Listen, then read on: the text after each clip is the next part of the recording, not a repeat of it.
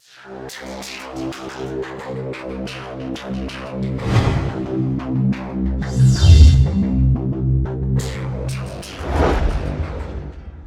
2024년 4월 10일 오전 8시입니다. 22대 총선 날인데요. 어떤 결과가 나올까요? 7시 현재 투표율이 1.8%라는 보도가 있었습니다. 4년 전 21대 국회의원 선거보다 오전 7시 기준으로는 약간 적다라는 보도도 있었고요. 사전 투표율이 역대 최고인 31.3%를 기록했었습니다. 그런데 지난 21대 총선 때는 총 투표율이 66.2%였어요. 아마 이번 총선도 66.2%였던 21대 총선 투표율이 금세기, 즉 2000년 이후 치러진 총선 중에서는 가장 높은 투표율이었죠. 그래서 아마 이번 투표율도 66.2% 언저리일 겁니다. 그러면 오늘 어떠한 투표를 하던 간에 이미 31.3%가 투표했기 때문에 절반은 이미 투표를 해놓고 나머지 절반이 지금 투표를 하고 있습니다. 게임 분석할 때 한 절반 정도가 끝나면 승부가 예측이 되죠. 이미 사전 투표한 걸로 22대 총선의 결과는 거의 나오지 않았겠나. 개표는 안 했지만 저는 그렇게 생각합니다. 그래서 편하게 이미 끝났다. 마지막 후반전이 있지만 누가 이길지 모르겠지만 역전승을 기대하는 노력은 있겠죠. 그러나 이미 상당한 게임은 끝났다. 저는 이렇게 봅니다. 이번 22대 총선을 통해서 가장 관심을 끌었던 사람은 누구냐? 저는 한동훈이라고 봅니다. 이재명 민주당 대표가 민주당을 이끌었고 조국도 나와가지고 조국혁신당을 만들어 선풍을 일으켰습니다만 이번 총선을 통해서 관심을 끌었고 우리가 주목했던 사람은 한동훈이다. 이준석은 이번 총선을 통해서 사라져가는 사람이 될 것이고. 그래서 저는 이번 총선이 한동훈 검증의 큰 기회였다고 봅니다. 총선 결과에 관계없이. 오늘의 제목은 한동훈은 대한민국 대통령 까민가입니다. 제가 한동훈 위원장을 보면서 상당히 영리하다. 제갈공명, 책사구나. 참모임은 증명이 됐다라고 저도 봅니다. 그런데 커맨더, 사령관, 대장, 까민지는 아직도 모르겠다. 쉽게 말하면 아직도 대장감은 못 된다라는 게 한동훈 위원장에 대한 저의 평가입니다. 제가 이런 평가를 하는 거는 이 총선 승부와 관계없이 앞으로 대한민국은 계속 나가야 됩니다. 그러려면 이 나라를 이끌 만한 인물들이 나와줘야 되는데 그게 여당에서 나오든 야당에서 나오든 이미 어느 반열에 올라온 사람들 중에서 누군가가 나오겠죠.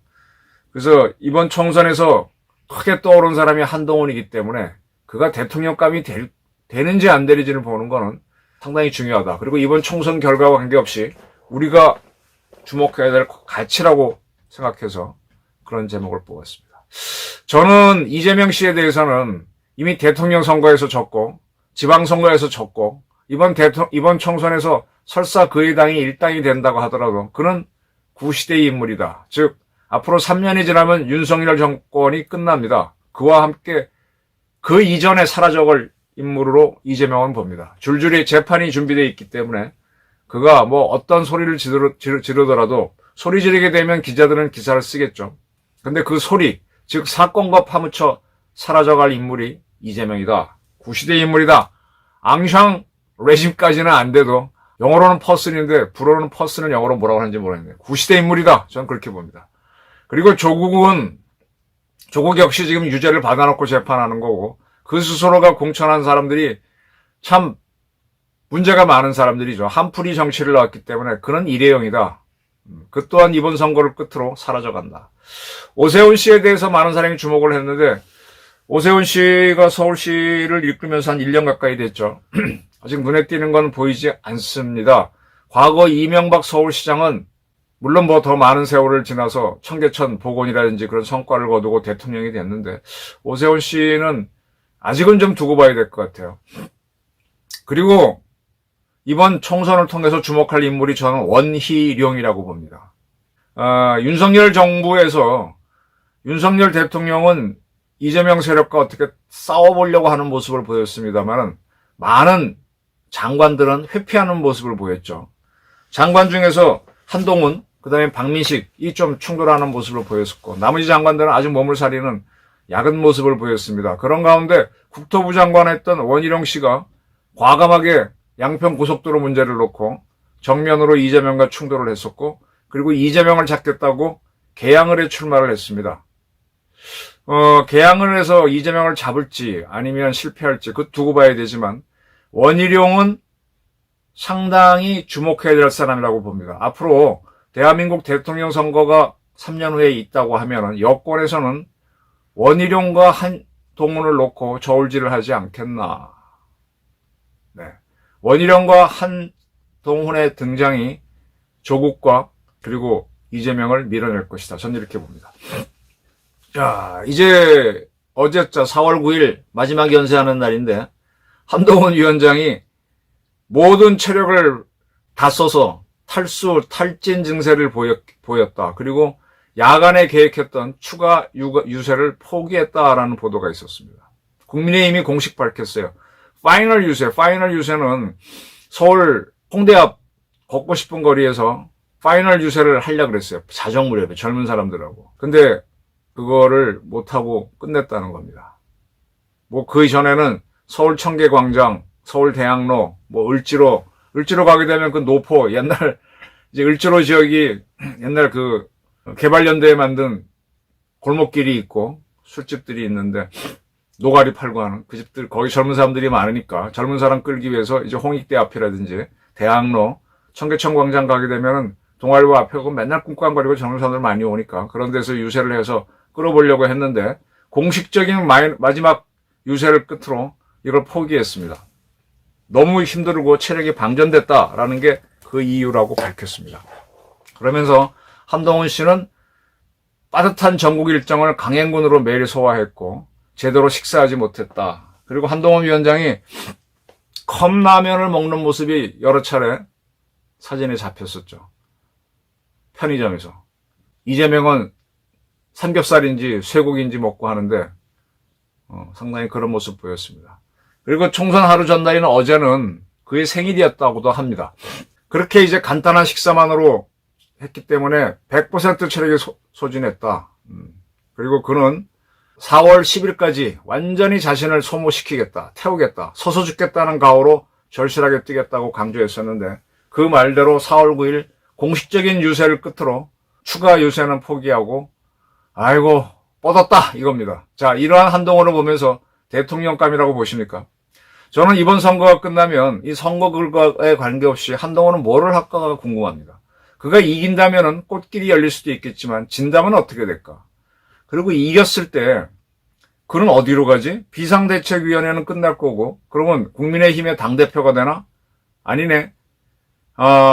국민의힘이 과반수를 차지하거나 범여권이 과반수를 차지한다면 한덕수 총리를 대신하는 국무총리로도 갈 수 있겠죠. 의회 청문회가 통과를 될 테니까.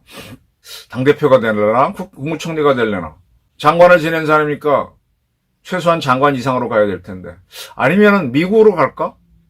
미국 가서 뭐 하지? 거기에 딸이 MIT 갔다 그러고 부인도 미국 변호사라니까 거기 가서 잘 놀고 충전하고 올 건가? 근데 왜 대한민국 정치인들은 꼭 미국을 가죠? 미국과 우리가 안보 문제, 경제 문제 할 건 많지만 막상 이런 상태로 미국 가면요 별로 할 일이 없습니다. 그 전에 누구예요? 홍준표 씨가 문재인 후보하고 붙어서 대선에서 졌었죠. 박근혜 탄핵되고 나서. 그리고 나서 미국 갔었어요. 미국 갈 때 저한테 마지막 날 전화를 와가지고 어쩌고 저쩌고 대한민국이 좌경화되는 거 걱정하면서 무너지기 전에 자기가 들어오겠다. 그때까지 한국 사람들 당해봐야 된다. 어떻게 문재인을 뽑냐고 기염을 토하고 화를 내고 되게 할 말이 많았었죠. 그래서 나는 미국 가서 뭐 절치부심 뭘 하는가 봤더니 미국에 자기 아들이 있었어요. 그래서 아들 집에 가서 지냈고 거기 가 있는 동안에 미국에서는 뭐 미국이 워낙 큰 나라고 자기네 문제가 많으니까 대한민국 야당 대통령 후보에 대해서 크게 관심 안 갖습니다. 그냥 쉬다가 홍준표 대표가 그 다음에 이제 생각보다 빨리 들어왔죠. 문재인이 워낙 빠르게 친북 노선을 걷는 바람에. 제가 드리는 말씀은 뭔가 하면요. 미국 가봐야 별로 할 게 없고 책이나 보고 또 뭐 그때 홍준표 대표는 아들이 결혼했던가? 잘 모르겠네. 어쨌든 뭐 근데 지금 한동훈 딸은 이제 대학생이니까 가도 볼 손자도 없단 말입니다. 의외로 심심할 거다. 미국 가서 뭔가 있을 거다 하고 하는 기사들이 나오겠지만 저는 애 보는 거 외에는 쉽게 말하면 시장 가는 거 외에는 할 일이 없을 거다. 미국 가서 뭐 얼마나 시야를 넓히겠나 그런 생각입니다. 이번 선거 전부터 많이 보이는 모습이 한동훈 씨가 참모로서는 참 잘했다. 그리고 치고받는 싸움도 잘했다. 근데 사령관감이냐? 스태프 참모죠. 스태프로서는 괜찮은 능력을 보였는데 그게 윤석열 대통령이 있고 참모 검찰총장이 있으니까 그 모습은 보였는데 과연 그가 최고가 됐을 때 판단할 수 있겠느냐? 저는 이게 의문점입니다. 결국 한동훈의 약점을 이야기하는 건데 저는 한동훈 씨를 보게 되면서 하얀 얼굴 그리고 안경테를 쓰고 있으면 얼굴을 약간 가리는 느낌이 듭니다. 세계적인 정치인들을 보게 되면은 안경을 이렇게 나이가 들게 되면 쓰게 되는데 안경 쓴 사람이 그렇게 많지가 않아요. 이 안경을 쓴다는 거는 시력이 나쁘다는 거고 그만큼 신체 조건이 불리하다는 건데 강인한 사람들이 되게 리더가 되죠. 안경을 쓰지 않는, 즉 시력조차도 강한 사람. 시력이 나쁘면 그걸 뭐 라섹이든 라식을 하든 안경을 안 쓰면 더 활동량이 올라가고 자기 자신을 뚜렷이 드러낼 수가 있죠. 드러내는 사람들이 커맨더지 드러내지 않는 사람은 커맨더가 좀 적습니다. 배짱이 있고 확 나오는 사람인데 한동훈 선생은 그런 모습은 좀 약했다라고 저는 보고요. 그리고 자기 방어를 위해서 법무부 장관 할 때도 누구랑 말싸움해도 탁탁 받아치는 모습을 보였습니다. 그리고 그 과정에서 우리 국민들이 원하는 거를 수용해서 같이 방어하는 모습은 보였습니다. 근데 제가 의문으로 품는 게 과연 법학을 전공한 사람이고 검사를 했으니까 이런 법학이라든지 검사가 주권자인 국민을 보호하기 위한 장치잖아요. 그 테두리 안에서는 상당한 지식도 있고 능력도 있었습니다. 비대위원장 맡을 땐가요? 동료 시민 여러분, 뭐 옛날에 케너디가 얘기했듯이 뭐 그런 문구를 가지고 탁 치고 나가는 모습 보였는데 그거는 이미 나온 지식을 갖고 본인이 활용한 건데 그거 말고 한 발 더 치고 나가서 대한민국을 어떻게 이끌겠다 하는 비전까지는 보여줬느냐. 예를 들면 이번 총선 와중에 윤석열 대통령은 의료개혁을 하겠다. 좀 황당하죠. 왜 선거를 앞두고 분란을 일으켰느냐. 근데 의료개혁은 해야 되는 거죠. 그거는 윤 대통령의 특유의 배짱이고 사소한 것에 얽매이지 않고 치고 나가는 겁니다. 박정희 대통령도 조국 근대화, 미국하고 잘 붙어가지고 미국 원전화 잘 받아와서 국민들을 먹여 살리고 하면은 아이고 우리 대통령 잘한다 할 텐데 거기에 얽매이지 않고 야 국민 여러분 나와서 일하십시오. 새벽정에 울렸네 나와서 일하고 우리 스스로 일해서 먹고 삽시다 하고 국민들을 괴롭혔잖아요. 그렇게 조국 근대화를 하면서 그러면서 지지를 받아갖고 대한민국을 돌이킬 수 없는 산업국가로 만들었는데 그게 쉽게 말하면 저는 커맨더, 대장들의 능력이라고 보는데 아직 한동훈 위원장은 이걸 보이지 못했다라는 게 문제입니다. 그 다음에 5.18 정신을 뭐 헌법에 넣겠다. 이게 이제 선거를 앞둔 호남 전략으로 나온 발언일 수도 있지만 뭐 개헌이 쉽지 않으니까 4.3과 5.18에 대한 인식이 아직 운동권 수준, 대학생 수준에 머물러 있는 거 아니냐. 제가 누차례 말씀드렸듯이 5.18 때 카빈총으로 훼손된 시신이 80여 구가 넘는다. 근데 이번에 뭐 5.18 조사위원회가 그중에 29는 M16에 의했다. 그렇다고 하더라도 69 이상은 카빈에 의해서 희생이 된 걸로 보이는데 그 사람들이 대부분이 민간인이다. 이거 어떻게 해석할 겁니까? 그리고 그렇게 시신들이 발견된 자리가 카빈총으로 민간인을 쏜 게 계엄군하고 충돌했던 금남로에서 이루어졌습니까? 아닙니다. 광주 시내 시위대와 계엄군이 충돌하지 않은 골목에서 이루어졌습니다. 이거 어떻게 설명할 것인가?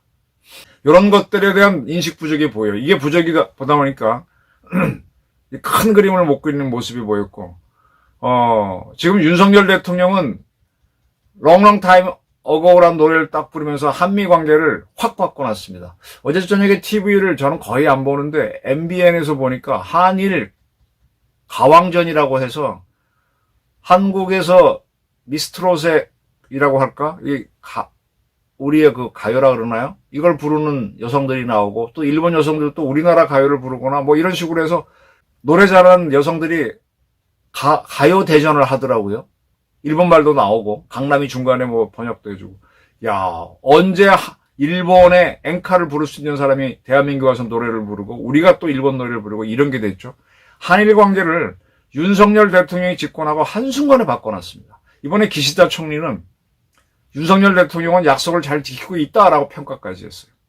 큰 역할을 한 거죠. 문재인이 그렇게 반일 만들어 놓은 걸 하루아침에 다 한미 관계, 한일 관계, 그 다음에 북한을 완전히 적으로 규정했고 러시아, 그 다음에 중국을 몰아붙였습니다. 그리고 의료개혁 같은 대찬 정책을 윤석열은 했습니다. 이제 남은 거는 이 김정은을 갖고 놀아야 되는데 제 방송을 보시면서 김정은을 죽여라. 러시아하고 북한 사이에 오가는 무기를 실은 배를 격침하라. 제가 이런 얘기를 거침없이 드리고 잠수작전을 해야 된다. 이게 이제 큰 구도를 그리기 위한 배짱을 던지기 위해서 뭐 이 방송을 대통령이 보겠습니까? 국방부 장관이 보겠습니까만 일부 봐주시는 국민들이라도 좀 크게 봐달라는 뜻으로 툭툭 던지고 있습니다. 어떻게 보면 국가 기밀을 누설할 수도 있고 가벼운 걸 수도 있는데. 근데 이 정도 배짱이 있어야 대한민국 리더는 배짱이 있어야 이 난세를 헤쳐갑니다. 우리처럼 조금 작은 나라들은 조금 더 극렬해야 됩니다. 이스라엘이 시리아에 있는 이란 영사관을 때리고 강하게 나가니까 존재하는 거죠. 이스라엘이 만약에 보편적으로 얌전한 룰을 따라가면은 인구 많은 아랍을 당할 수가 없습니다. 우리도 옆에 중국이 있고 미국이 있고 일본이 있고 그 다음에 러시아가 있기 때문에 조금은 극렬하게 가야만 그래야 사실 북한도 그런 정책으로 지금까지 생겨나왔기 때문에 두드러 팰 배심이 있어야 되는데 그래서 의도적으로 제가 그런 얘기를 하고 있는데 그런 모습들을 한동훈 씨는 갖고 있느냐. 네, 제가 요구하는 건 이겁니다. 이번 총선이 끝난 후 바로 이렇게 재개기한 부분들을 한동훈 씨가 갖춰나간다면 그는 3년 후 대한민국에 기여할 수 있는 상당히 좋은 인물이 될 것이다. 이게 준비가 되지 않는다면 이번 명령대전에서 만약에 원희룡 씨가 승리한다면 원희룡 씨가 먼저 기회를 잡고 한동훈은 한 텀을 더 기다려야 되지 않겠나. 그리고 짧은 시간 내에 한동훈 씨도 지금 이미 나이가 73년생이니까 적은 나이는 아니죠. 스텝에서 커맨더로 올라갈 수 있는 노력을 해야 된다. 이번에 국민의힘 또 국민의 미래 공천을 쭉 보면서 그가 어떠한 기준으로 후보들을 뽑았는지 보이죠. 자기 사람이 없었죠. 그리고 자기가 어떻게 뭘 하겠다는 비전이 없고 윤석열 대통령이라든지 뭐 그걸 위해서 괜찮은 사람을 뽑아주겠다라고 하다 보니까 투사를 뽑지 못하는 모습을 보였죠. 철학이 없는 남들이 보기에도 괜찮다 하는 사람 위주로 갔기 때문에 어떻게 보면 총선에서 고전하는 모습도 보였습니다. 자, 이번 총선을 계기로 한동훈은 사령관감으로 거듭날 수 있는가? 저는 지켜볼 생각입니다. 네. 총선날 투표 잘하시고 멋진 결과를 만들어 주시기 바랍니다. 감사합니다.